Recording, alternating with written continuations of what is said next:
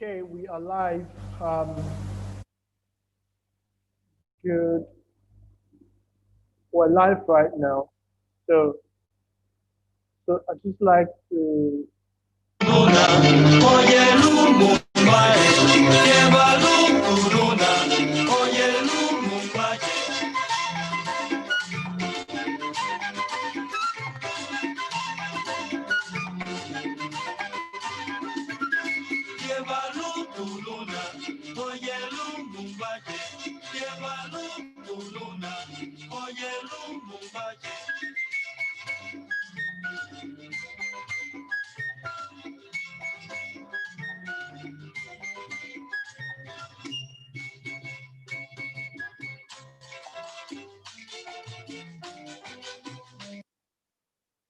Hi, good evening, everyone. My name is Uche. Good evening, everyone. My name is Uche Nietzsche, and um, I'm happy to be here this evening. I just want to believe that you can all hear me. If you can hear me, I'd like you to just say hello in the comments. Let me be sure that you can hear me. Once you are through, as usual, I just need you to introduce yourself in the comment section.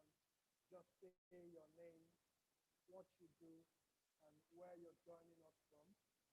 So let's do that, and we take it from there. Just say hello and let's say hello and let me know that you can hear me.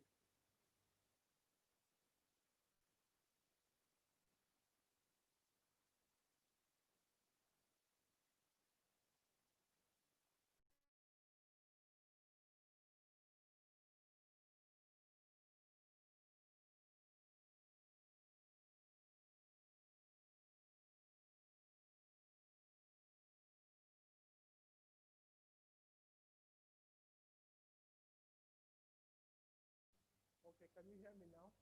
Hello everyone, can you hear me?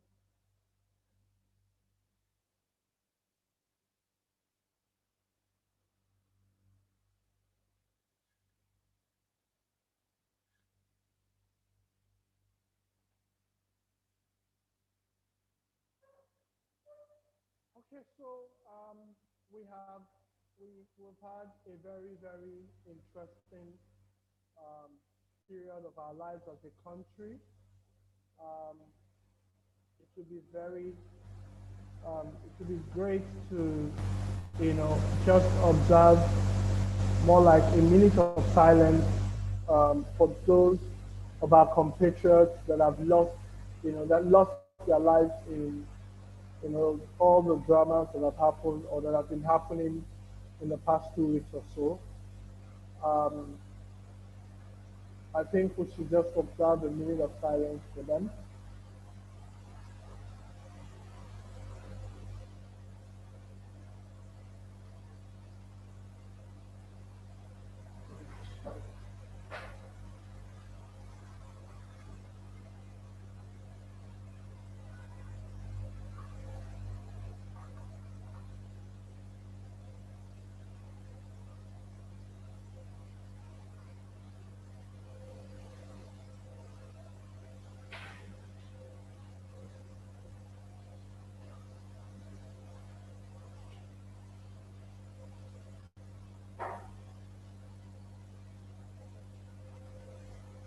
All right.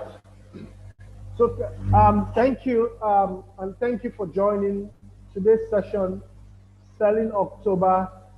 Today we have Taiwo with us.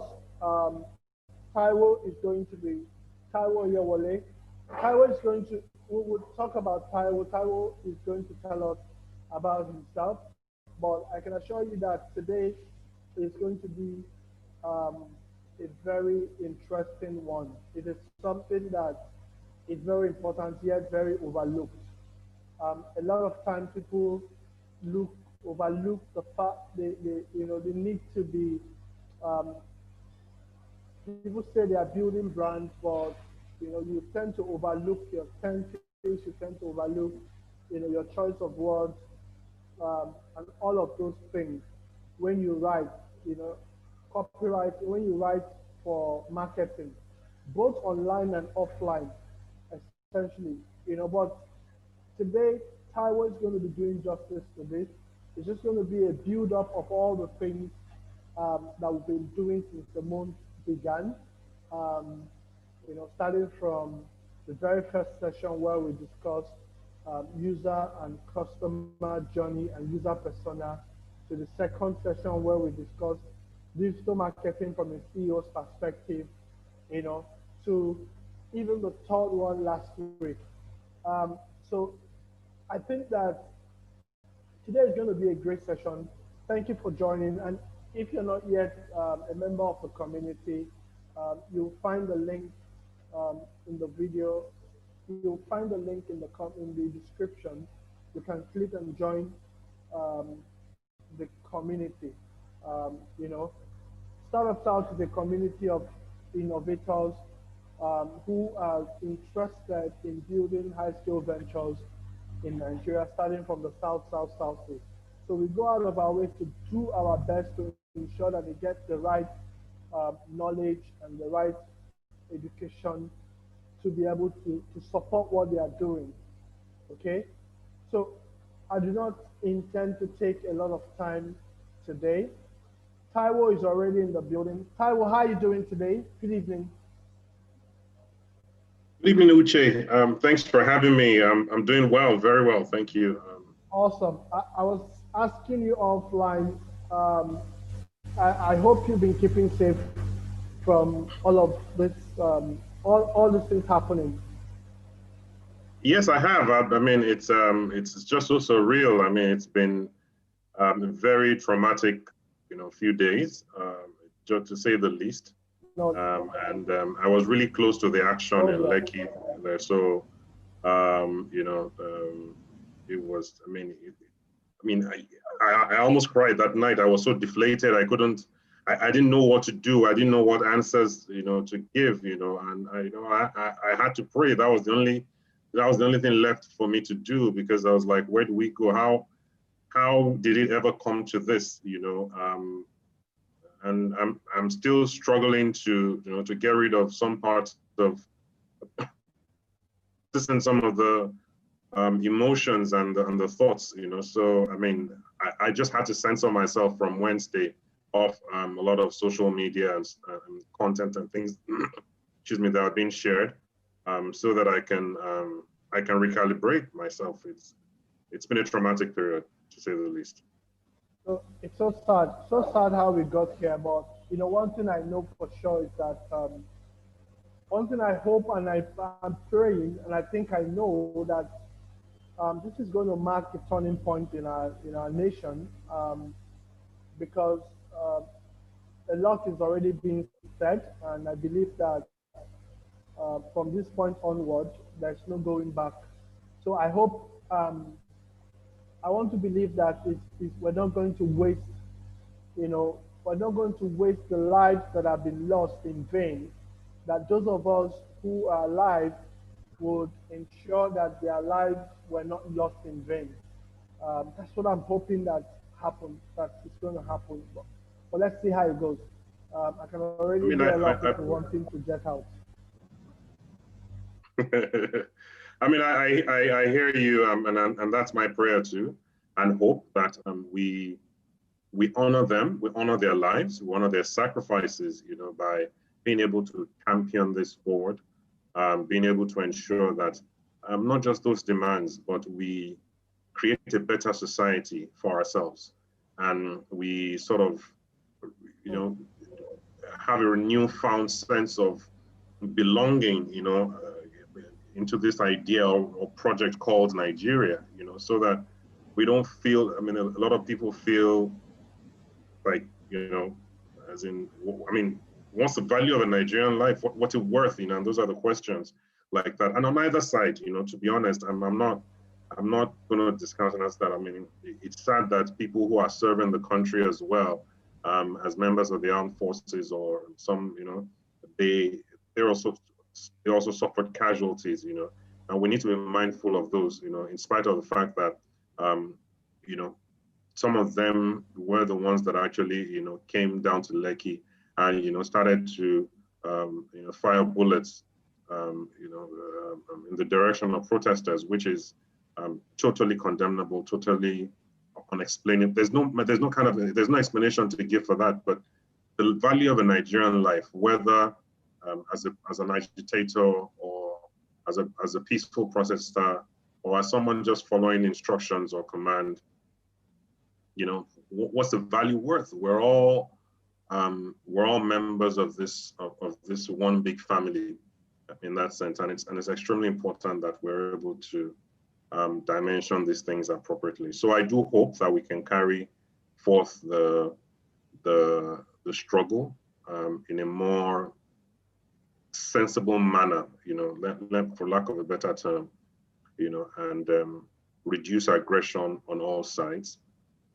And so that opportunities don't just take advantage of this and then turn the narrative into something else entirely, So yeah, that's what I hope. Okay.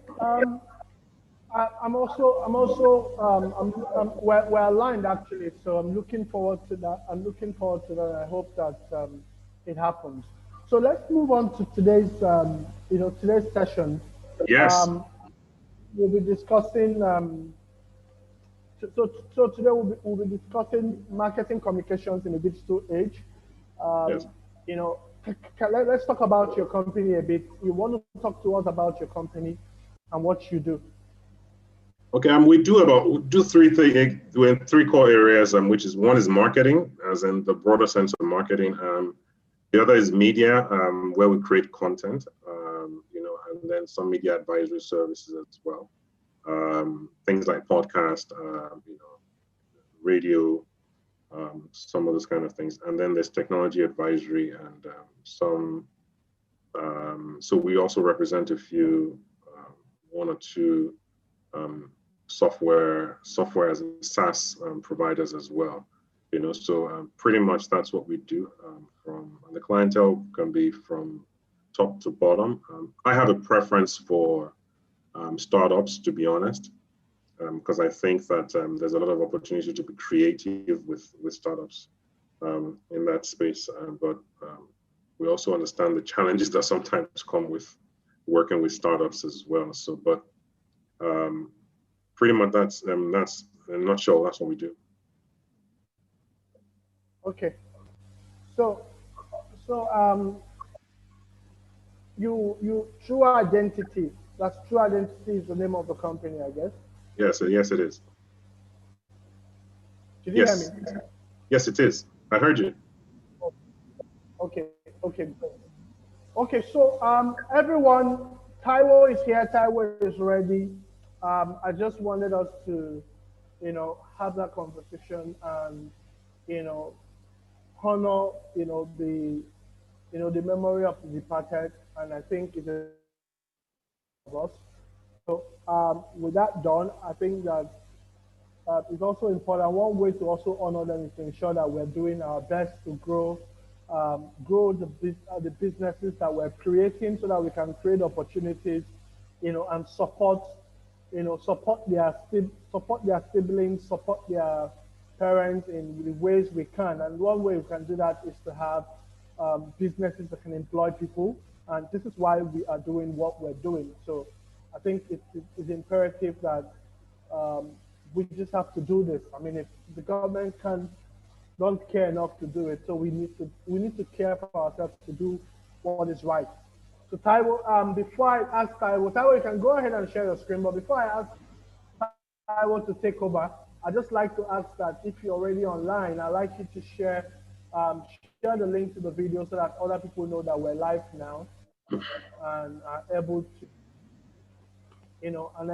join us. So please just share the link to the video and just tell us that you are, just tell us that you're here. Okay, Taiwo, I'm handing over to you as I go mute and allow you to do your thing. I'll come back in about 35, 40 minutes to do Q&A. Hopefully there will be, there will be questions. Okay, thanks a lot, Uche. First off, I want to say thank you for inviting me. I'm really, really a big fan of the work you do and how you're trying to help startups grow their businesses and make sense of the, of the early stages of their growth. Essentially trying to provide what I would call soft infrastructure for their businesses to be able to survive and grow as well. So thumbs up to you. And I'm very glad that I'm able to support in any way that I can. And I think I mentioned that to you before, because it's a lot of work. It's not easy work. So I hope someday you'll get the full reward of all your labor in doing this. But so pretty much that's it. Very quickly, I'm a marketing and technology professional. Had about 20 years experience in work, working in both fields. Initially started out as a programmer back about 22 years ago, and I've moved on to things around, done design, done a bit of other things like that. So I've hobbled in and out of tech and marketing for about 20 odd years, thereabout like that. I'm not that old. I just started early. That's why it might sound that way. But so I've got a lot of experience behind me, and I'll be sharing through some of those things as well today.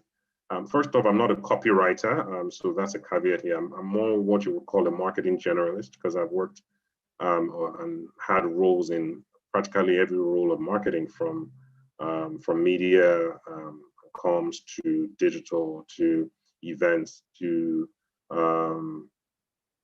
graphic design, art direction, as you would call it, like that. I dabbled into a bit of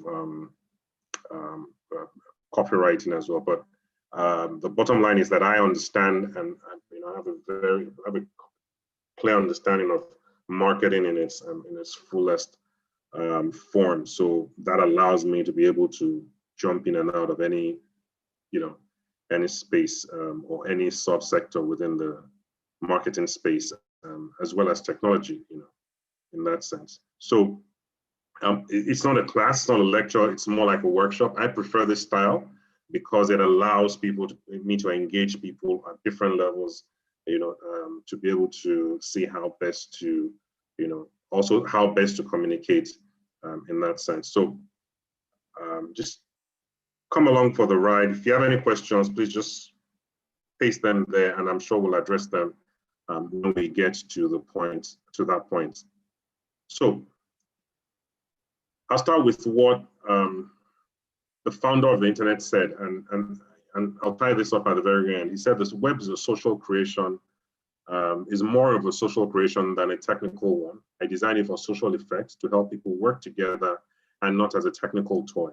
Essentially, it's for social effects. So anything we're trying to do, we should always consider that social effect. And it's no surprise that social media is about the biggest phenomenon right now, that has championed or been the catalyst for a lot of movements in the world. And most recently, the NSARS movement that we had in Nigeria, or we have in Nigeria right now. So we should always have that at the back of our mind, that it has a social effect. And when we say something is social, it just means that other people can relate with it. You can interact with people and communicate based on those things that you do, regardless of it, whether it's for a sale, whether it's for anything. Just look at an example of a guy trying to toast a girl. I don't know if they use the word toast, but a guy trying to woo a girl, or a woman in any format, whatever you want to call it. But there has to be that social connection first and foremost. In most cases, we'll look and say, oh, we're not of the same social class, we're not of this. So whether on the guy's side or on the lady's side as well. So there always has to be that social effect in anything that we do. And that's what shows that people, that we are not robots, that we're not. Even animals have that. So We just need to be mindful of that in anything we do in that sense. And this is from the founder of the internet. My goals for you, number one, to instill the passion, dedication, and commitment required for you to be good at communication. Two is to show you that there are new ways to think about how to run successful marketing campaigns as well. Three is that speed is important. The train has pulled out of the station and just keeps accelerating. Different things keep coming out and different methods and so on and so forth. They keep coming out, so you have to keep up with the times. Four, it's a journey and it's not a destination. Five, it's a lifelong learning exercise. It's not something you learn today and then boom. I had to prepare for this session, so I had to go through it's a relearning exercise for me.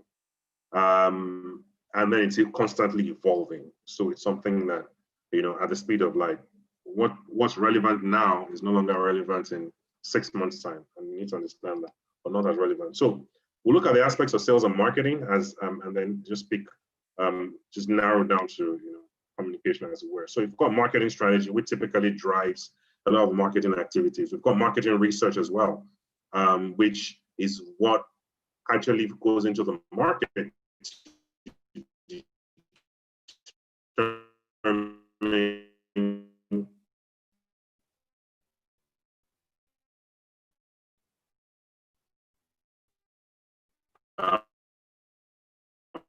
whether the market, whether the product or what you want to type of product or not. So marketing research is, and it presents you all the information to be able to make the appropriate decision, with regards to with regards to marketing in itself or whatever marketing endeavor you want to undertake. So you've got digital, which I always say digital, there's nothing like digital marketing. What you have is digital as a channel, as a form of expression. Sooner than later, it will fade away as a ref term and would be generally accepted within the family of marketing in itself. You've got corporate sales, or what you would call B2B. You've got retail marketing, which is what you would refer to as B2C. And then you've got branding and advertising, which serves as like the part where you have for promotions, comms, and a few other things as well. So these are the areas of marketing, and through all this in itself, communication is vital. Communication is vital in strategy. If you get the messaging wrong, everything else goes wrong from there. If you get your digital wrong, your messaging wrong, even with digital, and so everything's wrong from there. If you get your communication wrong with corporate sales, you won't get anything done. Get your communication wrong with retail marketing, you're in trouble, And then when it comes to branding and advertising, when we're trying to, just do promotions and stuff like that, you get that wrong as well, you might as well just have thrown your money down the drain. So, but very quickly, let's move to 4 commandments of marketing. And I like this because they sort of simplify things. Number 1, knoweth who thy customer is. Number 2, knoweth where thy customer. Number 2, knoweth what thy customer wants. Number 3, knoweth where thy customer resideth. And number 4, knoweth the language of thy customer. Where we're largely going to focus on is the last one here, and it's at the tail end, which because we're talking about messaging. But it's important to work through it and see why it comes as 4th in itself. Number 1, if you know who your customer is, for example, if you sell laptops, it's important to know that not everybody is your customer. While a lot of people might need laptops, but not everybody is your customer in the first instance. What you need to find out are the people who generally have more demand for laptops. So the guys in tech, the developers, people in consulting who use laptops for a lot of presentation, people who do graphic design in communication, or people who do design work or things, animation and so on and so forth. They need laptops to run their software in that sense. And even people that do field work, that are doing remote working or freelancers, a lot of them might also need their laptops to work. So, that's what it is like that. But because you sell laptops doesn't mean everybody will buy your type of laptop. For example, you might be selling Macs, and you're trying to sell to everybody in all the categories I mentioned before. Not everybody there might have an affinity for a Mac. Some might be Windows-based, for example, just want PCs instead of Macs in that sense. So you need to understand what your customer wants. And even within that space, you can also break it further. Maybe you sell the low-end Macs, which are the MacBook Air or the entry-level MacBooks, not the pros that people in graphic design might require, people in video editing might require, people who are into gaming might require. You're selling the MacBook Airs and the low-end or the entry-level MacBooks in that sense. The ones who require the power users are not your audience because they're not going to buy a MacBook Air. Whereas if it's somebody that requires a laptop for presentation, for example, then that's probably who your customer is because that's what they want in that sense. So you know that, number one, these are the categories of cluster of people that would like it, that want your laptop, the kind of laptops that you sell, or you want laptop. But the kind of laptop that you sell also matters in itself. And then you break it further, meaning that the people who are my customer, my real customers, this is the kind of laptops they want. Now, you need to know where they reside. So where do you find programmers? Where do you find graphic designers, video editors? Where do you find people in consulting? Depending on where you are, you're selling those things there. Do you find them online? Even online, where do you find them? Do you find them on LinkedIn? Do you find them on Facebook? Do you find them on Instagram? Do you find them on Snapchat? Do you find them on Twitter? You find them, where do you find them on YouTube? You know, so it's a matter of things. So do you find them across the board like that as well? So you need to understand that. And we'll talk a bit more about these when I go into, there's a framework for dimensioning social media. Then the fourth commandment, which is where we're going to focus on today, talks about the language of the customer. So it's important. Just as when you write on Instagram, the language that a lot of people use, and it takes a lot of shorthand, and it's by design. You know, like I said, we'll talk a bit more about that later. It's kind of different from the way you write on LinkedIn. Your usernames on LinkedIn is your government name most of the time. That's your official name, you know, the name your parents gave you in most cases, or the official name that a lot of people know you by if you're a celebrity or something, or someone that is quite prominent in the society. But if it's on Instagram, for example, it's almost impossible to find somebody by their real names on Instagram because it was designed in that way. Again, like I said, we'll talk a bit more. And it's quite interesting when I share those things, and you'll understand what I mean a bit better by that point in time. So we're going to look at it. So when you write shorthand on Instagram, when you do shorthand on Twitter, because of the character limitations. On LinkedIn, it's kind of different because it's built for serious-minded people. And when you're there, the language is a bit different. So this is just a summary of it. Now, there are several techniques and stuff like that which we can use, but always understand this. You are what you publish online. So it's very important to understand this rule. When people say stuff like, oh, you know, and, you know, just reacting very, they're quick to react online. It's extremely important to always think first about it before you do it. Because social media platforms are profiling you and they're building a profile, a persona of you, of the kind of person you are, to be able to predict your behavior in the future. And that's the data that they sell to advertisers. So it's important that you're able to do that. Also because more and more you have organizations who use social media for recruitment or for employment. You have governments that use social media for to be able to know whether they want to grant somebody a visa to their country or grant the person access to their country, and, you know, and for other things. And if you have any inclination or any interest or desire to be in governance in the future, you need to also be mindful of what you publish online. You may not be there today, but if you have those desires or inclination, you need to be very watchful of what you do online. That's just a caveat. So different components, you know, being online there. So we have web presence, content marketing, search marketing, social media marketing, email marketing, PPC, paid advertising, that's pay-per-click, mobile marketing, marketing automation, online PR and reputation management, and affiliate marketing.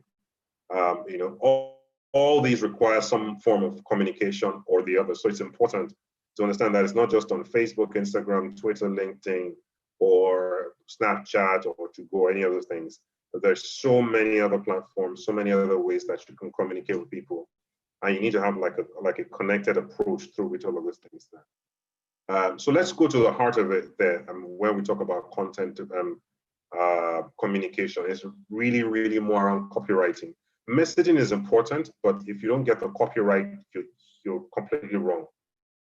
So we'll delve into that a bit, spend some time on that, and then we'll go looking into some of the examples and why they're important. And then I'll round up by talking about some other elements and how about the platforms and why, how to be able to get the best value, best from each of those platforms in themselves. So what is copywriting? Okay, the activity or occupation of writing the text of advertisements or publicity materials. A publicity material can be anything, as long as it's trying to communicate something to the public, has an offering, and it's telling people what they stand to gain in that sense. So there's a proposition, in that sense like that. A publicity material could be a guy who is asking a girl to, or proposing to a lady, even on social media. It could turn the publicity material, in that sense. Now, what's the purpose of copywriting?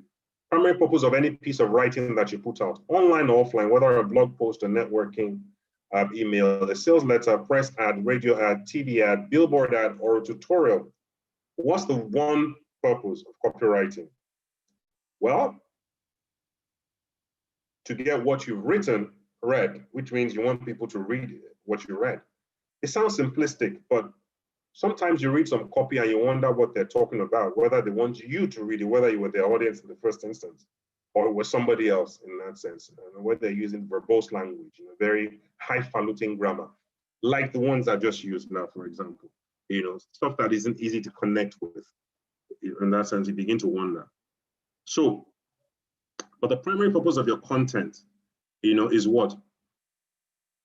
What's the primary purpose of your headline? What's the primary purpose of your graphics, your fonts, and every other part of your content? The answer to this one would shock you.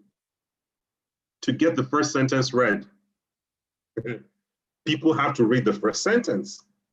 If they don't read the first sentence, then they can't move forward. They're not going to jump and leave the title or the header or headline and just jump into the body of the message. They're not going to go into any of those things. The goal is to get the first sentence read. If you get this, then you get it. But the purpose of the first sentence is to what? To get the second sentence read.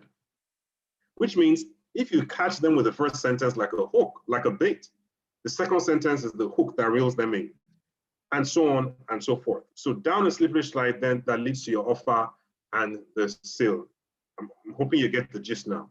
Now, this helps you position it well and say, okay, if I can get people to read the first sentence, then it's easier to get them to read the rest. But if they're not even interested in the first sentence, then there's no way they're going to read the copy in that sense. That's why you have a lot of headlines that are sensational by the media. The goal is to appeal to your emotions, to either the pleasure side, the happy side of you, or the sad side of you, or the angry side of you. That's the goal. That's why they write a lot of those sensational headlines, in that sense. Whereas when you read the copy, they may not even tally in some instances. So it's almost like a clickbait, but but instead of that, it's and clickbait's used it as well. To be honest, just have one headline and say, oh, click here to get some free something. Click here to get a free Photoshop license, 2020 license or something like that. So the goal is to get people to read the first sentence. So how do we get there? Number one, you need to have a strong, compelling headline that it's very critical for you to do that. And we'll share some examples very soon in that sense. Number two, you need to focus on the benefit to the reader. It's so crucial. Don't go on and on and on and on and on and on and on. No, you need to introduce what you're talking about right almost from the very beginning. Between your headline and your first paragraph, the first few sentences need to be able to paint that picture. Otherwise, you would lose the reader.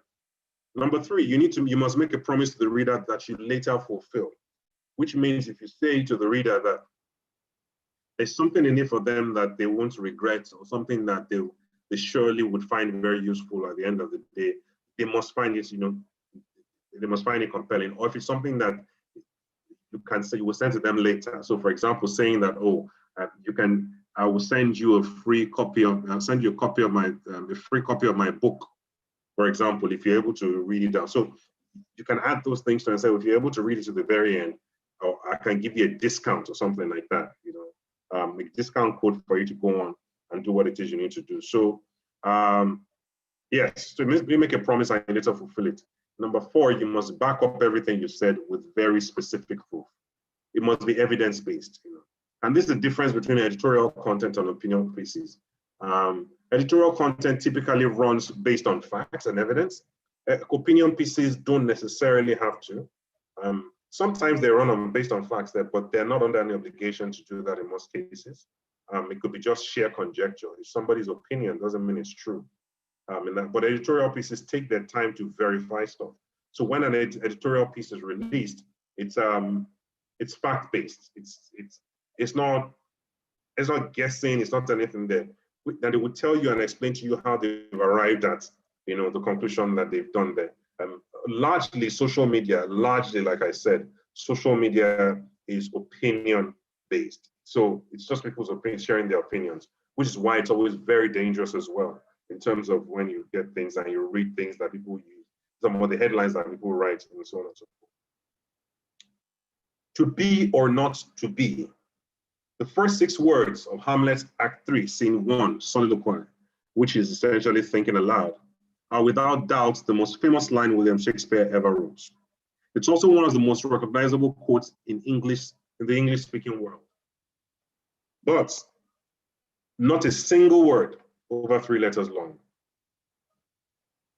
Everything, 2 words, 2 letters, be, 2 letters, or 2 letters, not 3 letters, 2 letters, be, 2 letters. None of them is over three letters long. In fact, only one is up to 3 letters there. But very recognizable in the entire English-speaking world. The lesson, keep it simple. Good copy is written in clear, concise, simple words that get your point across. It's also conversational. It's not talking at somebody, it's talking with somebody, having a conversation. So even though you can't see that person, you need to imagine in your mind's eye that that person is right there and you're having a conversation with that person. No one will ever complain that your writing is too easy to understand. So don't make it complex. Don't use long sentences. Don't use too many words or verbose language to try and explain something. Too many adjectives to try and describe something. And that thing is, for example, what they did is unequivocally, irreparably, unquestionably, what you want to say, what they did is bad, but you've used 4 adjectives to describe it, just to show the extent of your dissatisfaction with somebody did, for example. So it's not necessary. 1 is enough, or without any adjectives as well in that sense. And there are ways you can use words to do it like that. And you can see the way even this is structured. It says keep it simple, full stop. Not keep it simple because good copy it's not necessary. So keep it simple. Good copy is written in clear, concise, simple words that get your point across. Full stop. It's conversational. And it is it's conversational. There's no need for that. People will get it like that. People take it in chunks. It's easier to relate with when you do that. And you see, they're very simple words. It's words that a primary school child can relate with, and they can read it.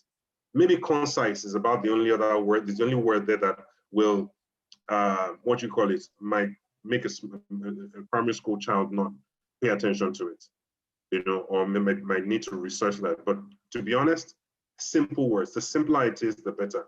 Back to be or not to be. They're simple words. They are words that you learn from primary school. Nothing. They're not words that they don't. Nothing big at all.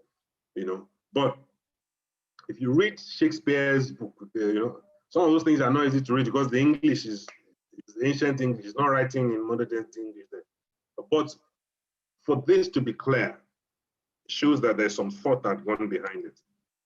Okay, no one will ever complain that your writing is too easy to understand. Remember that. So headlines that work. Your headline is the first and perhaps only impression you make on a prospective reader. Without a headline, the post title turns a schema into a reader. The rest of your words may as well not even exist. So Let's look at the example of a headline now. So you're a guy. I like using guy and girl example, or guy, somebody toasting, all this, boy girl examples, because people connect with it on a lot of levels. So bear with me. So you have a guy that is called Kunzi. You have another, and you have a lady that is called Kunza, for example. And Kunzi wants to ask Kunza out, to date him. But he's well dressed, he's all of those things there. And Kunzi gets there. And the first thing he says is, or what do I even say now? Say, you come here, that kind of thing like that. Something very impolite, inappropriate. It just turns her off from the word. She's not interested in anything else to say. The same thing. If you see a headline that is completely unappealing, unattractive, it turns you off right from the word go. And a lot of people that work in this space sometimes tend to make that mistake, because social media requires you to be very swift, very quick when you do all of these things like that. But it's not.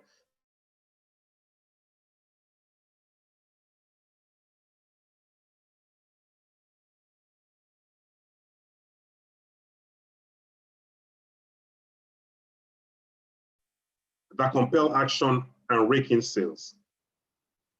Number one, you have to have direct headlines. Direct headlines are very, very, very straightforward.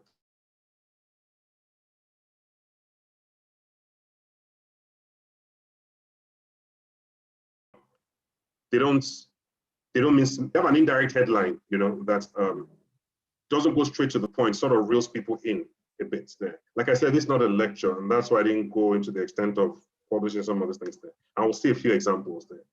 A news headline, as it says, it's a news headline. Once you see it, it's news. How-to headline, how to do this, how to do that, how to open a bottle of Coke without an opener, that kind of thing. Question headline, it says that is Uche, what's the color of Uche's hair, for example? Is it white? Is it black? Is it red? Like that. That's a question headline. Command headline, is to say, do this now. When the people say, buy now, buy this now, that kind of thing like that. That's a command headline. Then reasons why. Things like 10 reasons why you should never, ever, ever ask a girl out on a date when it's full moon, when it's a full moon, for example. Or 10 reasons why you should never wear shorts outside when it's dark. I think we can all think of one main reason why you shouldn't wear shorts outside when it's dark, but those kind of things. And then testimonial headline, things like, see what happened when this happened to me when I, bought this. This happened to me when I did that, like that. Those are like testimonial headlines. It just helps break it. So when you're trying to do it, you're coming from that place of, oh, this is the kind of headline I'm going to use because of X, Y, Z, and so on and so forth. Now, there's a 50-50 rule of headlines. According to some of the best writers, you need to spend about half of the entire time it takes to write a piece of persuasive content on the headline. Advertising legend David Ogilvy. Ogilvy is one of the largest advertising groups in the world. In fact, they call him a legend because he's one of the oldest and one of the what you would call maybe modern day founders of one of the founders of modern day advertising, the way it is like that there. And he knew the power of headlines. So he wrote this famous headline for an automobile advertisement 104 times. Can you beat that? 104 times. And what's the headline? At 60 miles an hour, the only thing you hear in the new Rolls Royce is the ticking of the dashboard clock. What's it trying to say? It's just trying to tell you that the car is so quiet. The only thing you hear is the ticking of the clock at 60 miles an hour. 60 miles an hour is 100 kilometers an hour. It's saying to you that no matter how hard you work the engine, no matter how fast the car is going, no matter the road condition, all you hear is silence and the ticking of the dashboard clock. which isn't loud by itself. It's just telling you the car is so quiet and silent that you'll be able to hear the dashboard clock, in spite of the fact that you're driving at 100 kilometers an hour. Now, that's very creative, if you ask me. So there's also an 80-20 rule, which says that 8 out of 10 people will read the headline copy, but only 2 of 10 will read the rest. I can tell you that is almost true. The 80-20 rule is a rule from Pareto. It's more, I think it's more economic based, strategy based as well.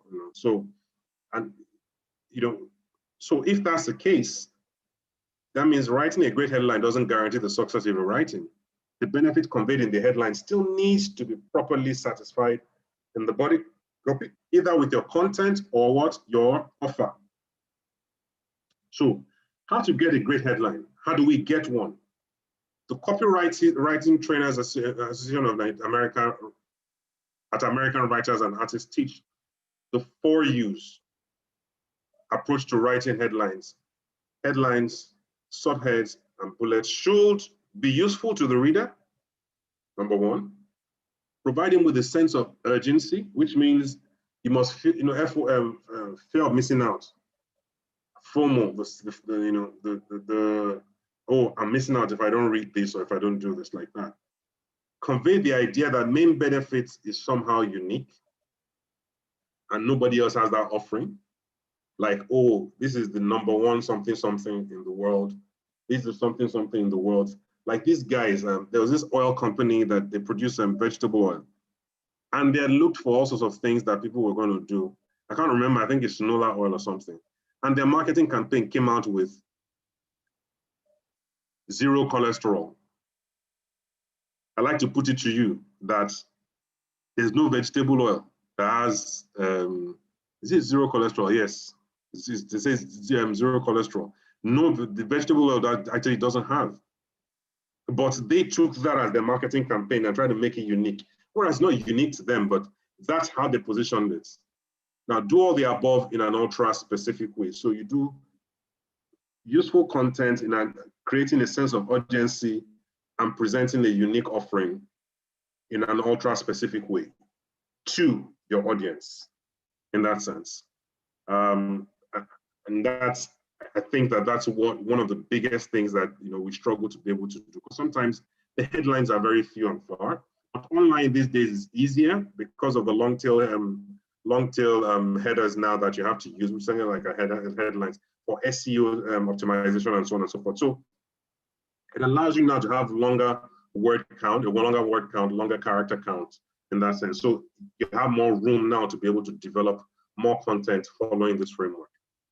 Now, there's 6 questions to ask ourselves as well, according to some other copywriters. Number 1, does the headline offer the reader a reward for reading? What's the benefit? If I read this, what's the point? Is it to make me feel good? Is it to take my mind off things? Maybe I'm having such a hard day. Some people read because it relaxes them, because it helps them, it relaxes them. Some people read because it energizes them. Now, what specifics could you add to make your headline more intriguing and believable? What information can you add? Let's use the NSARS movement. And one of the things that sparked a lot of people's curiosity, and at least mine as well, was the inclusion of the word massacre. Once that happened, it just ignited, not because it wasn't big before, but it just went off like, boom, was like fuel to the fire. Just had Lekki massacre. That was it, Does your headline trigger, and when you couple that with the videos and some of the photos and things that were online like that, people were not interested in going to go and verify anything or check any of those things. I'm not saying it happened. Like I said, I witnessed it. So that's not what I'm saying here, but I'm saying that nobody took the time to do anything. It just went and just caught on like wildfire from then on. Now, does your headline trigger a strong, actionable emotion the reader already has about the subject at hand? People already had a strong, actionable emotion about the NSARS movement. I'm using that as an example because it's topical. So those headlines further ignited things. Does your headline present a proposition that will instantly get your prospect nodding his or her head? You know, when they see that, and people see some of those headlines, and I can't even remember all of those things anymore, too much content in that sense, you know, to be able to nod their head, I know, at different things like that. When somebody writes, oh, who ordered the shooting, for example, as a headline, we still need answers. Yes, we do. You know, that kind of thing like that. Those are headlines that ask people, make people nod their heads. Nobody has given us any answers, you know. Are we playing here? That kind of thing. Now, could your headline benefit from the inclusion of a proposed transaction, for example? Maybe you could tell people and say, look, yeah, maybe if you sell phones or you sell laptops, let's go back to the example of laptops and tell people, look, we will take in, you can trade in your old laptop for a new one with us. You only pay the difference. We'll value it for you and then you pay the difference. I think some people were doing it for phones before. I don't know whether they're still doing it like that. So you could say, look, trade in your old phone, trade in your old iPhone. Apple does that. I know in shops outside of here in Nigeria like that, they do that quite a bit. You know, so another example. Now, could you add an element of intrigue to drive the prospect into opening your copy? You could say, open this, and you know, you could be the lucky winner of a bowl of Gary, for example. You know, click on this link, and you will see where one celebrity lives. You know, and so on and so forth. They could say, click on this link and say, see the dress that this celebrity wore to this event there. So scandalous. You know, that kind of thing like that. So there's so many things that could be used in terms of copy. And I'm talking about things that we see on social media and seeing the psychology behind those things and the rules or some of those things that they, you know, that they follow to be able to get people to that point. You can use it for brands as well too. You say, click on this there and get the best financial advice. Click on this to speak to somebody who will be able to help you with emotional trauma. Click on this, you know, for example, like that, you know, to, you know, just, you know, read more to find out how you can move from you can become a billionaire in next 24 hours. If you understand what I'm trying to say. You know, those are things there like that. So,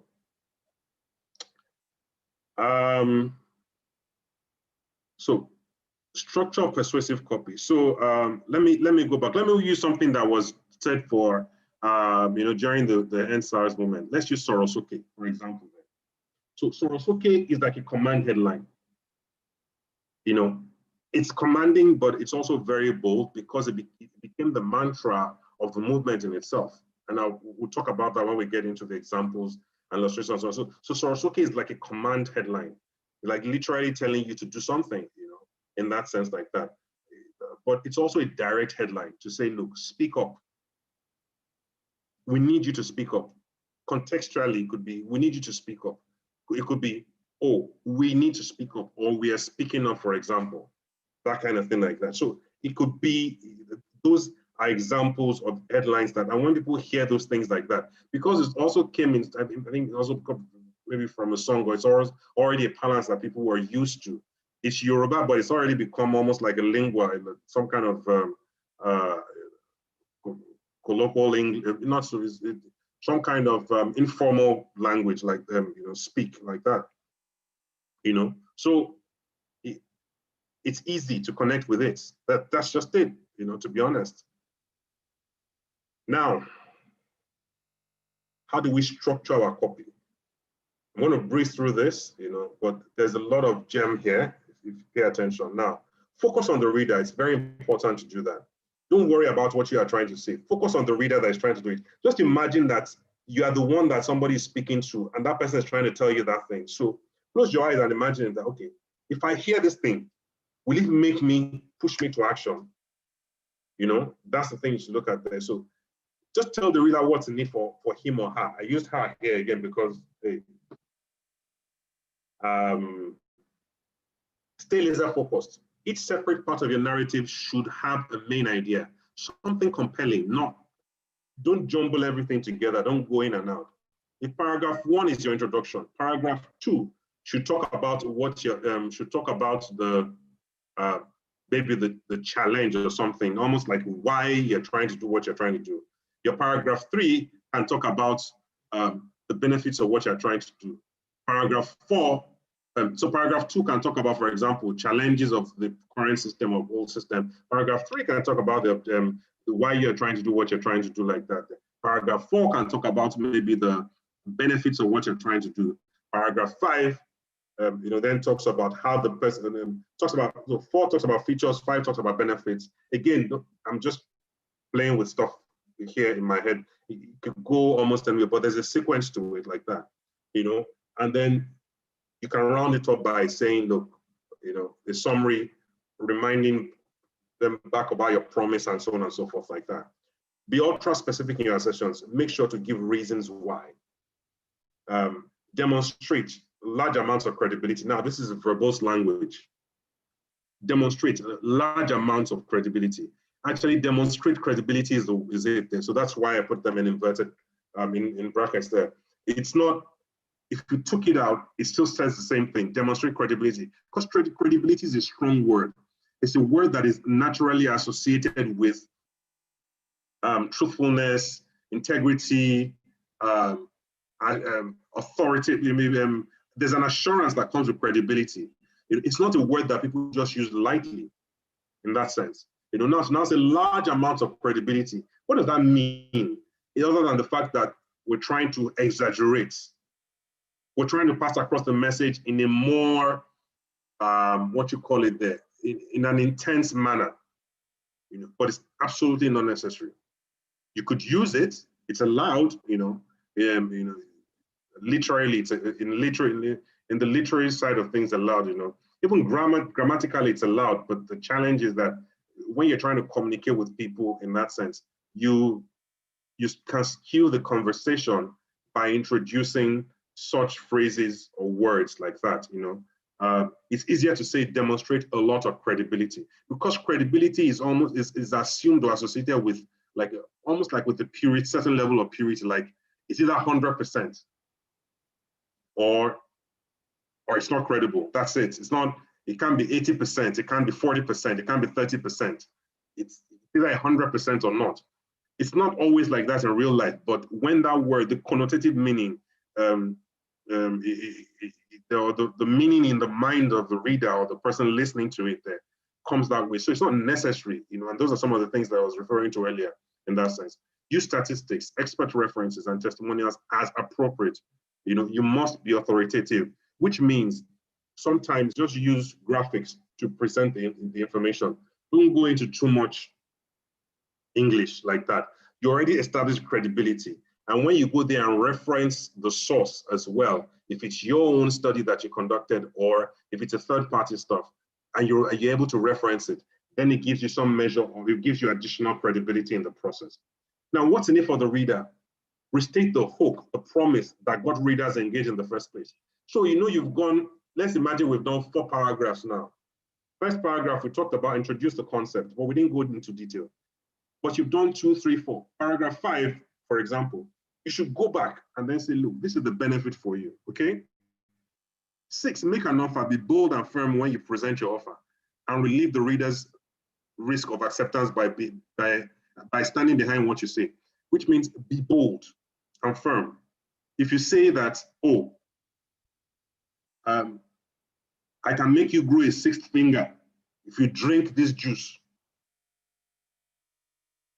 Not I can. Say, you will grow a 6th finger if you drink this juice. If you don't, I will refund your money. And I'll pay whatever hospital bills you will have as a result of taking the juice in that sense like that. That's a bold statement. And that's why we say money back guarantee.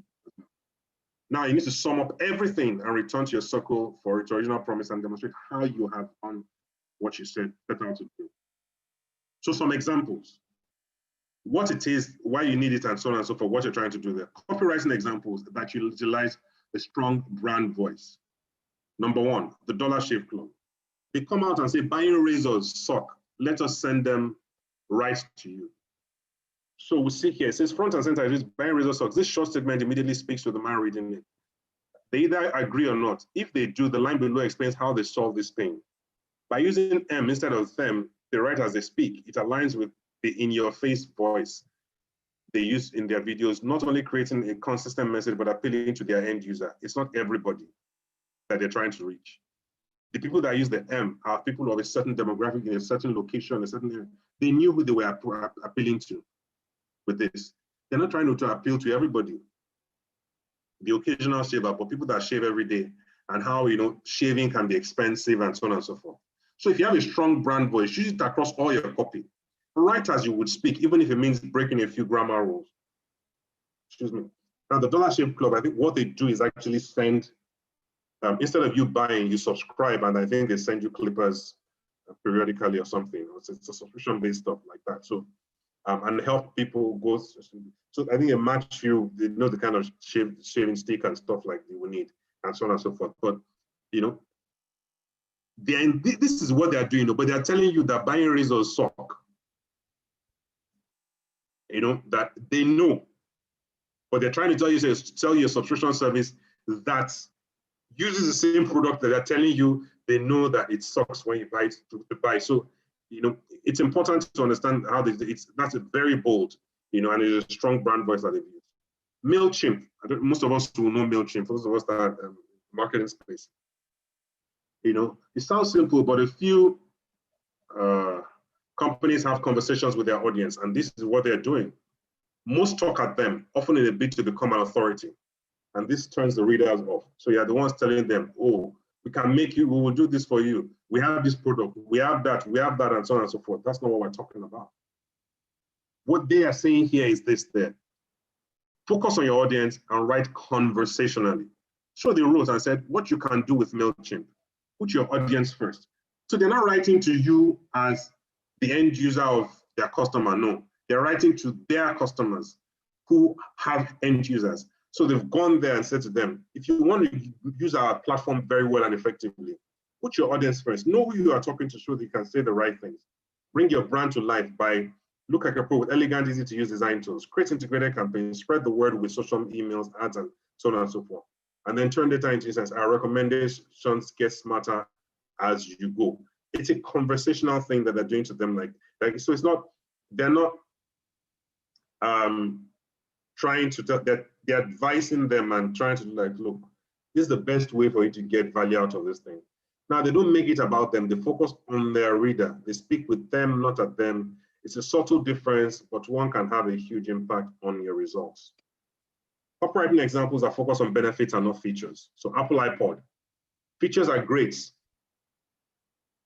and you often need to tell your customers about them. However, they only really care about features once they are ready to make a decision. Before this, you must entice them by showing them how the features will change their life, which means benefits. People do not buy features, they buy benefits. Nobody's buying the brand new S-Class because of all the tech inside it. Maybe a few people. They buy the brand new S-Class because it makes them feel good that they have the latest limousine from Mercedes, one of the top luxury brands in the world, rolling on the street, that they are inside it. It makes them feel good when they arrive at a destination, at an event, at a party, in their friend's house, and everybody's looking at them and looking at their car because of the car that they brought.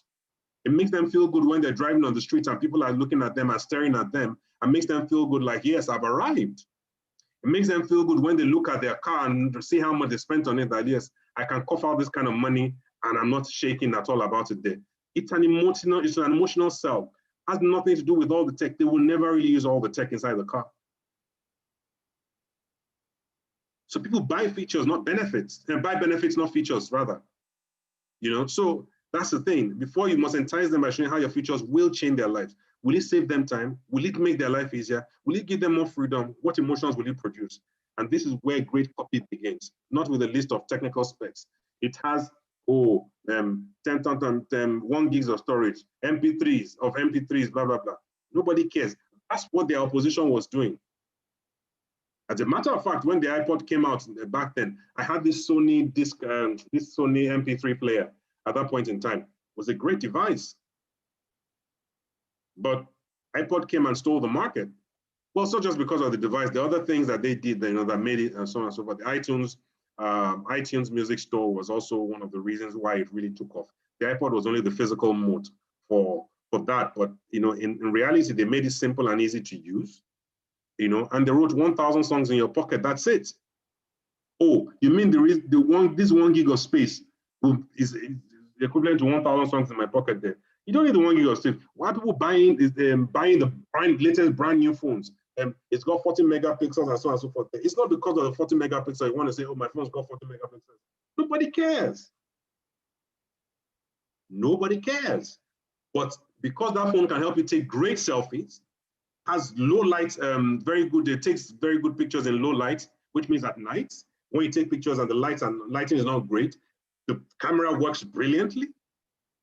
It has the software that processes it can enhance the pictures and make you look phenomenal. Even when you don't wear makeup or you don't do nothing, you don't do anything to it as well as stuff like that. Those are the benefits, not the features of all the artificial intelligence that is going behind it and so on and so forth. Nah, nobody buys anything because of these features. Some tech people do, but it's inherently because of the benefits that they stand to gain from it. Ring, who knows Ring? This doorbell with the camera and stuff like that and the microphone. See who's there. With Ring, got a message. Let me see. Great, I need to round up in 5 minutes. So there's one part I still haven't gotten to, but yeah. I hope this is making sense. I really can't see any feedback, but I really do hope some people are taking a lot from this like that. Now, Ring's entire approach to market opens up your imagination and say, see who's there. That's all they said, see who's there with Ring, which means you want to see. So, and how did they come to this stage? So somebody presses the bell and your dad says, oh, go see who's at the door, or see who is there, or who's there, for example. They just took those phrases and said, see who is there with Ring, the name of their brand. That's all. The benefits. You can answer the door. You can check in on your home at any time. Peace of mind is always at fingertips. Oh, wow, this is security, blah, blah, blah, and so on and so forth. And all the other features just added to it like that. But the benefits, they use their copy to bring that out. Okay, corporate guys, they know their audience on a deep level. Now, these guys are a community, and they've used it, and what they wrote, they say, our community is strong. That's it. It's an LGBTQ community. Empowering women is central to who we are as a people and to the core of our community, blah, blah, blah, blah, and all of those things are there, but it's because their community is strong. It's a strong community. They know that. They don't need anybody to tell them. They've done the study. They understand it. It's an affirmative statement. They're sure about what they're saying. You know, so it's important to be able to come to terms with some of those things like that. Spanx, you know, so copywriting, Spanx. So the lady was getting ready for a party when she realized she didn't have the right undergarment to provide a smooth look under her white pants. You know, storytelling check. You know, in March 2012, named world's youngest self-made female billionaire by social media pro, blah, blah, blah. In addition to keeping butts covered from Savannah to Singapore, unique voice check. Spanx also shapes the world by focusing on our mission to help women feel great about themselves and their potential, evoking emotion and creating community check. So, what did they write? Years of great what? Rears. When they mean rare, they mean the behind. So, and then they tell the story of how, you know, all of that and so on and so forth. So it's important to be able to focus on some of these things. They know their community well. It's for women who feel uncomfortable having, you know, I don't let's go into those details if I'm accused of something else now. You know, so, but it's important. So let's look at this now. Content is king, like we always say. But before content, there's context, and then there's strategy. We talked about strong marketing strategy earlier. That's the key. That sets the tone and foundation for all of these things. Context is the filter, the layer. Remember the example. Know your customer in the commandments, rather. Know your customer. Know who your customer. Know what your customer wants. That know your customer is a filter on top of who your customer is. You add that filter. So my customers are people who use Macs. You've known that. What they want is the customers that I have are customers who are not power users. They don't mind entry-level computers, or they are power users and so on and so forth. It's contextual. Then you develop content, or your customers are Mac users, and you have them. You have people that are power users, you have people that are non-power users there. You can't send the same information. If I'm marketing a MacBook Pro to somebody who only wants to use a laptop for presentations, and you're telling him to go and carry a 17-inch MacBook Pro. It doesn't make sense. Context is queen, and then you develop content based on those things. So the reality is there's supposed to be strategy is key, context is queen, and content is king. Very important. So the strategy, building a connected experience. This is from We Are Social. Number one, what's your brand trying to achieve? And those are the things you need to be very clear about. Which of the elements, thinking, behavior, blah, blah, blah, and so on and so forth, what does success look like to you? Two, what your audience's motivations for using social media or even engaging with you on those platforms? Three, what are the best times and places to engage your people in those platforms? That determines the kind of content you also write and how the copy sometimes goes as well. And how often do you need to engage them? And then how do you measure some of those things? It's important to be competent. I've seen so many organizations that where the MD or the CEO is the one that's writing all the copy, or they hire something, a graphics designer, and tell him must write everything there. You need to have competent hands. Look at this team of the small team or digital team, like that, very small digital team. You have a content curator there who stands alone in that thing. You have a subject matter expert as well when you're writing things like, so it's important. Everybody has their area of specialization. In the digital sphere, there are almost 100 different job roles. So it's important that you sit down and settle down those things. Even if you have to pay somebody one-off to develop copy headlines, copy for you for different things and dimension all those things. That's where marketing strategy and stuff like that comes to play. The challenges are things, resources that don't exist. People need training, skills and learning, aptitude and communication, resources, ability, responsibility, and engagement. You need to be able to allocate those things. And then budgets, frequency, threshold, analytics, ROI. So I know some people may not be able to afford this thing right out the door, but it's important. You have friends, you have people that work in these places. They can do a lot of pro bono for you, or maybe you buy them some, take them out for drinks and stuff like that. But it's important to always get a professional, to get on top. You need to tell your story. What's your story? Is it for brand awareness? Is it for traffic generation, lead generation, revenue generation, engagement, community building, customer service, population, social listening, hiring, and stuff like that?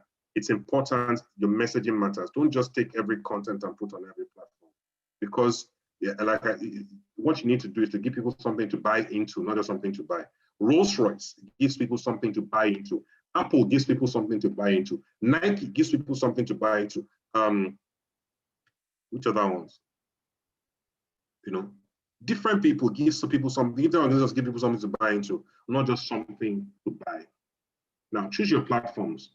Which ones you're going to use, and it depends there, because not all platforms are created equal in that sense. And this is where I give my speech. I never document it. I haven't documented it yet deliberately, because I'm trying to figure out a framework to do that. Now, let's look at social media when you do this. Then I'll wrap up. I'll wrap up with this. We're practically done. From this as well. So, the way every social media platform, so Uche, please, you permit me to do this. I know that time is fast. Every social media platform, every one of them is modeled after a real life engagement platform. For example, where do people congregate? Where do people engage? Where do they have social interaction in normal day like that? Let's take, for example, recreational clubs. You have Ikoyi Club, Country Club, where you have like family and social clubs. You have business clubs like Ikeja Business Club, Winbiz, Full Gospel Businessmen's Fellowship, and so on and so forth like that. They have business clubs there. You have your lounges, like where people go, and sometimes that turn to nightclubs, like that. They're very moderate nightclubs as well. You have your gentleman's clubs, the strip clubs and strip bars, wherever, some of those places, where funny things happen like that. You've got your restaurants where people congregate. You've got churches. You've got associations. You've got advocacy groups and so on and so forth like that. There. Every social media platform speaks to each and every one of those places that we interact. And I'll give you examples. Facebook is like a Ikoyi Club or Country Club. That's the reason why the people of a certain generation, you don't find them there. The early ages of 12 and stuff like that. They have accounts, they're not active there. Why? Because their parents are there. They don't want their parents seeing what they're doing. Same thing. You have junior membership in Ikoyi Club and Country Club. I remember I was a junior member back then, in one of them, and you couldn't, a lot of times you didn't want your parents around you doing what you were doing in that sense like that. And it's a similar thing today. I have friends that the children are there, and they go, the driver just goes to drop them there, or they go and drop them and then go back there and pick them. So they're never there at the same times, because even the parents, the people they want to see, are not there at the time that they are there like that, and so on and so forth like that. That's what Facebook typically is there. Twitter is an advocacy platform. It's for advocacy and it's for activism. That's why you had few characters about it there. And that's why the words when people are always watching how many the words they use. There's a lot of shorthand. The English, you know, it's almost an abuse of normal English like that, in that sense, you know, and the way you tag somebody, hashtag and all those kind of things like that, and how it connotatively has its own meaning and people can understand it. So it's like that, like student unionism. We know agree, you know, and so on and so forth like that. And that's what Twitter is, and that's why it's a difficult platform to monetize. That's why they struggle behind Facebook and they don't have as many people, because some people can't understand it. And that's why also tweet sparks, Twitter wars are the most volatile.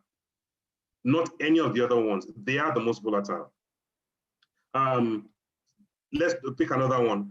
Pick Instagram. Instagram is like your lounge, nightclub, you know, your decent nightclub like that there. Because Instagram is about show and tell. People's lives are never really the way it is that they are positioned on Instagram.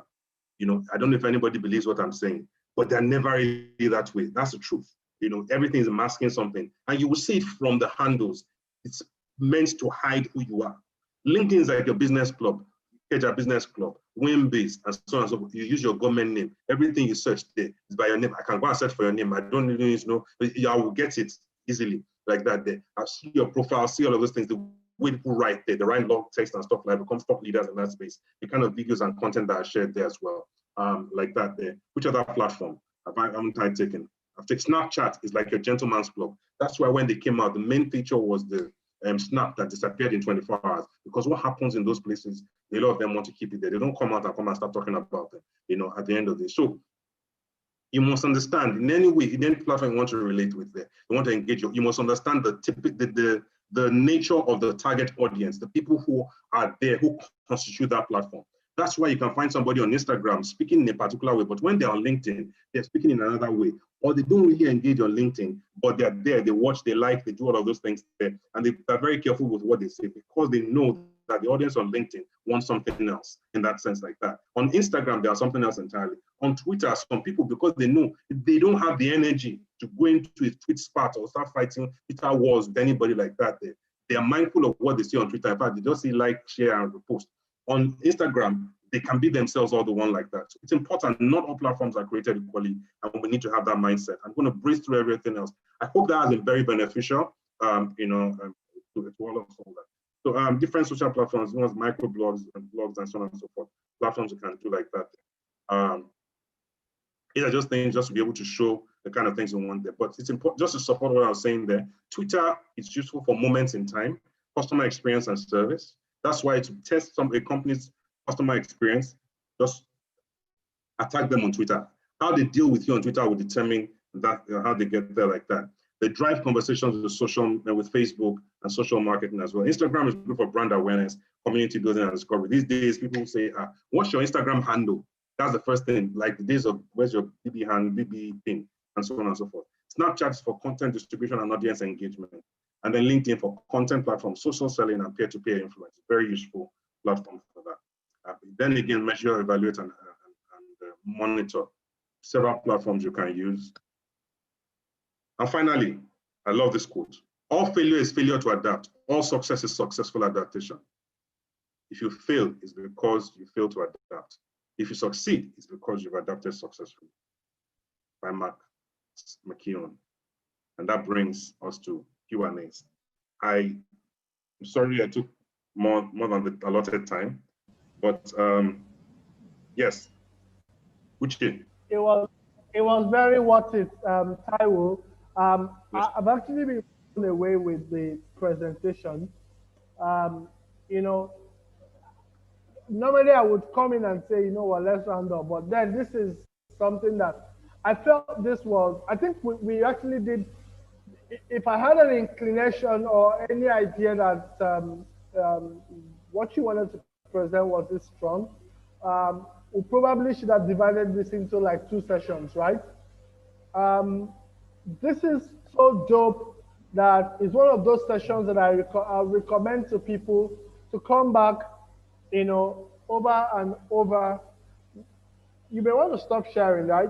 So, but it's one of those sessions that you know, you want to ask people, you want to come back over and over and over again to come and listen to, you know, listen to it again or replay the video, you know, because you would typically I can assure you there's no way you can get everything Taiwo has said in just this one sitting. I can assure you that. And Taiwo, by the way, people are asking, um, can we get the slides? So I don't know, is the slides available? We can make it available on our website for people to download if it's something, if it's available. Taiwo, can you hear me? I can hear you. It's what do you call it? It's I can share the slides. That's fine. That's fine. Sorry, I didn't get that. Yes, I can share the slides. Okay, I will share the slides. So if you send to me, we'll make it available on the resource section of our website, so people can download from there, if it's fine. Okay. I don't know if you have questions for Taiwo, because we already overshot the time by so much. We probably can just take maybe one question, except that's a very important question.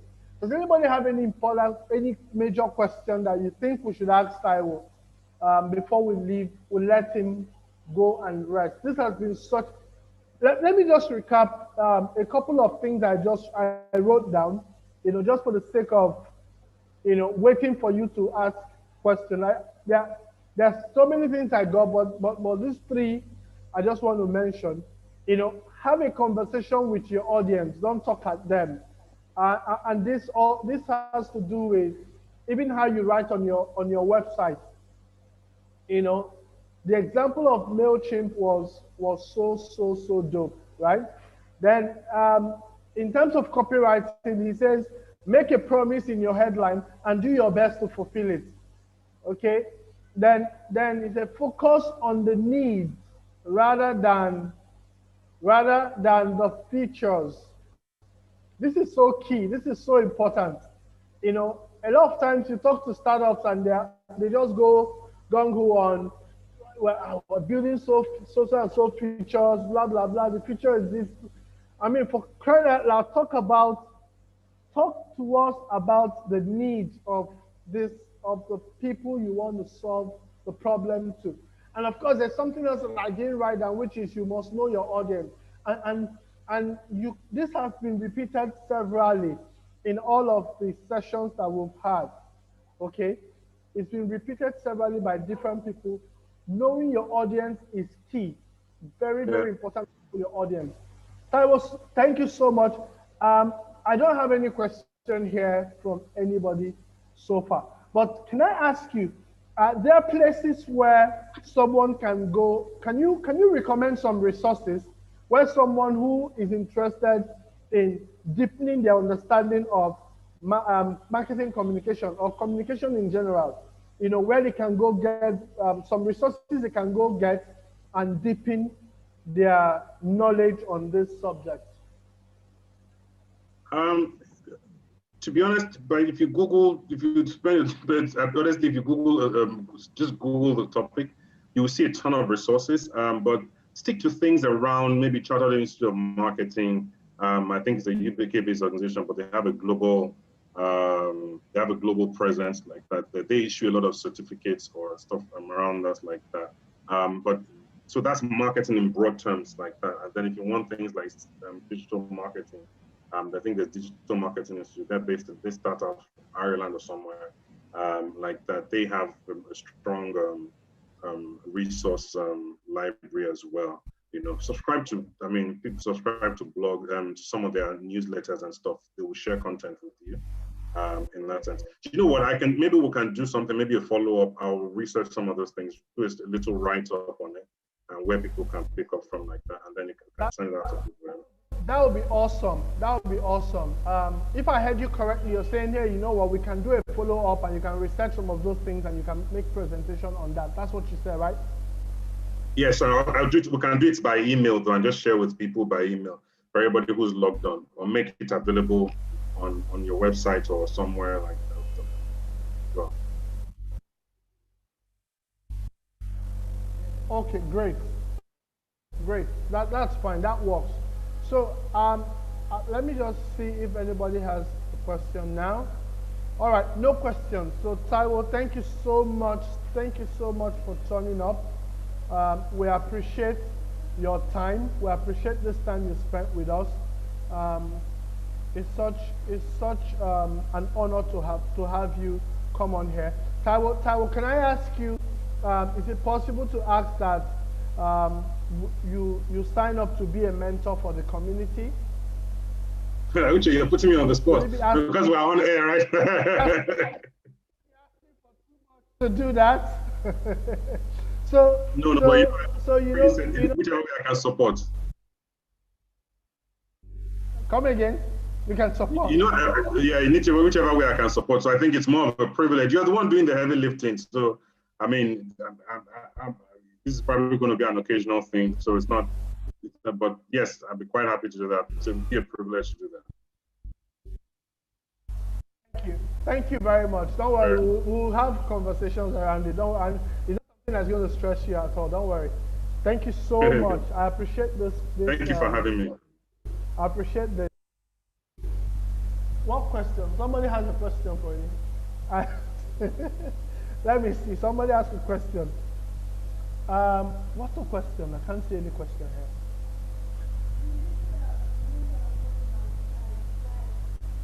Oh, okay. So someone is asking that why do they need to know where their customer resides? So like the physical example that I gave, for example, like that, I mean, before an organization, I'll give you an example on physical to offline, and then we'll do online as well. Before an organization decides that they want to put an ad on a billboard that, let's take the lion, the billboard on when you're about to climb Third Bridge, leaving the island. It's there by Adeniji, by Luberi, and stuff like that. It's called the Lion. It's one of the largest billboards in West Africa, stuff like that. Before an organization decides that they want to be on that billboard or any of the other ones that are close by it like that, in that sense, they must have dimension and the market enough to say that, oh, our target audience travel this route. Before a company decides that they want to put an ad on TV, they determine the station first because of the kind of audience they want to listen to. Same thing for radio, because not every platform is equal. Not every platform speaks to everybody. So you need to know who you are, and that means not your target audience is not necessarily everywhere. Don't get me wrong. The same person, so you can find Uche on Snapchat, you find him on Instagram, you find him on LinkedIn, you find him on Twitter, you find him on WhatsApp, okay? So that same Uche who's in a strip club on Thursday, he's in a lounge on Wednesday. He's in a business business whatever club meeting on Monday evening or whenever it is like that. WhatsApp, let's say it's church. He's in church on Sunday, and then he's in his association. He's advocacy association as well meeting on Tuesdays that they do like that. So people move, people interact, and are members. They belong to different associations or different organizations. But you must understand that, for example, to get into a Ikoyi club, I use those examples, or Ikeja Country Club, it's by referral. It's not because you have all the money in the world. Somebody, a member, an existing member, must nominate you. And there's a waiting queue. There's a queue. There's a long queue for people to even enter. So sometimes, it's not because you have money. In that sense, some people, it's the organizations that pay. So it's not even a function of them having cash like that, which is why it's important to know where your audience is there. So it's not that, oh, my audience are people that are billionaires because it's only billionaires that go to Ikoyi Club. It's not true. Some people are just managers or senior managers that are entitled to go to having those privileges in that sense. The same thing with online. You have somebody that is on Snapchat. You have somebody that the person who moves to Facebook on another day. The person is on Twitter on another day, and the person is on maybe LinkedIn on some days in that sense like that. It's different times and different aspects and different times for the same person. It could also be that that person has said, look, I'm a business person, that's where I stay and that's where I stick. I don't like doing those other things like that. I'm not interested. The one I would do is maybe just LinkedIn because that's what it is. Some people are more proficient on LinkedIn. I don't know if you know Professor what's his name? Tekeda or something like that. So yeah, he's mastered LinkedIn. That's where his strength is. If he goes anywhere else, he'll probably struggle because it's his identity. He's comfortable in that space. That's why it's important. So if you want to reach thought leaders and people that you go to platforms that allow those things, where they can write and there's no cap as to how many words. They don't have to use a shorthand. They don't have to worry about some people misinterpreting what they've written and then start going on a Twitter spam. No. People are respectful in that space because of the kind of people that are there, because they've seen the kind of people that are there and it matters to them like that. So same thing like that as well too. There's a certain level of decorum that is expected of you when you go to Ikeja Country Club. There's a certain level of decorum when you belong to Wimbies and you're in any of their meetings in that sense. That level of decorum may not apply when you go to Soul Lounge or go to some of the other clubs like that and at the end of the day. There's a certain level of decorum when you go to Red at Eco Hotel, as opposed to when you go to Chirasco, in that sense like that. So it's understanding the audience that it's not just about you as an individual, but the demographics of the people that exist in that environment. It's further fragmented though. It's not like it's like that, but there's a thin thread that goes and cuts through everybody across. So it's important to understand that, because let me use the example of the laptop again. You cannot decide that you want to sell laptops and then the people that you're going to go and meet are school teachers in public schools. You can't be going there to go and be looking for a sale, because that's where you think that's where you know all the people. You'll be making a big mistake like that there. So there might be plenty of them, but you need to know where they reside. Whereas if you go and knock on the doors, maybe some banks or some places, or places where some bankers go and have lunch, and so on and so forth, like that, you can engage them. Maybe you're selling laptops for children.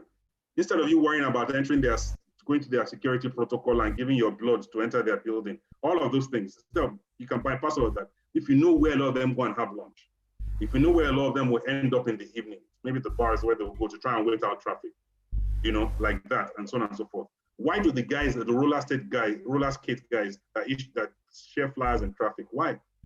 Because in traffic, you meet everybody. So you can't want to meet the girl of your dreams who's of a particular spec, and then what do you call it? Let me put it this way. You cannot want to meet a girl, you can't want to have a girlfriend and start dating and you want to settle down. And because you're a church worker, the only thing you do in church is to stay in the control room. Maybe you're in a multimedia place where they do all of those. That's where you stay all the time. Once church is over, you carry your bag and you go. You don't go and interact with the church members. You will never meet a girl. You won't even know the people that are there. Awesome. So, all right. Thank you so much. Important to know where they reside. That's been a pleasure. I appreciate it a lot. Thanks a lot. It's been a pleasure talking. Thank you so much. Hope to talk with you. Let me just let you rest and then we can talk later. No worries. Thanks a lot, Uche. It's been a pleasure. I hope everybody got something. I appreciate the time and it's a privilege. I got a lot of things myself. I want to believe everyone got something from this. And like I said, it's something that people will need to come back and watch again or replay again to be able to digest what has been passed on today. So for those of you still listening, next week Friday we're going to have Charles Edem come on. Charles is the sales lead at Paystack, and he's going to be talking to us on. He's going to be sharing from his experience. Charles has had lots of experience from working for multinationals, working for startups, and then work for grow-ups, if you know how they say it. So Charles has a lot of experience across all the marketing, startups. So he's going to be sharing from his experience, and of course, you know that for someone who is leading the marketing in Paystack that just exited for $200 million recently, he definitely has something to tell us. So let's watch out for next week's session. I believe it's going to be, I mean, each session has been very awesome. I mean, it looks like it's been growing from, you know, the impact has been growing. So I hope, I'm looking forward to Charles's session, and I believe it's going to be explosive just like today, or even more explosive than today. Now, I like to say that if you are, if you're not part of the community yet, you should definitely join the community. We're opening community, city-based communities across the 11 states in the South, South, and the Southeast. And what this is simply that you have a community, apart from having virtual conversations, you have a community of local people you can go from week to week, you can meet and, you know, share ideas with, and possibly find people you can collaborate to build stuff. That's essentially what it is. So, and then you also get to meet and have conversations and address specific issues that are peculiar to your city. So that's why you need to find and join a community in any of the cities that will be launching shortly. And then as Taiwo shares the material with us, you can go on the website under resources. We're going to be making it available under resources so you can download it. Then again, if you own a startup, the new website would just activated.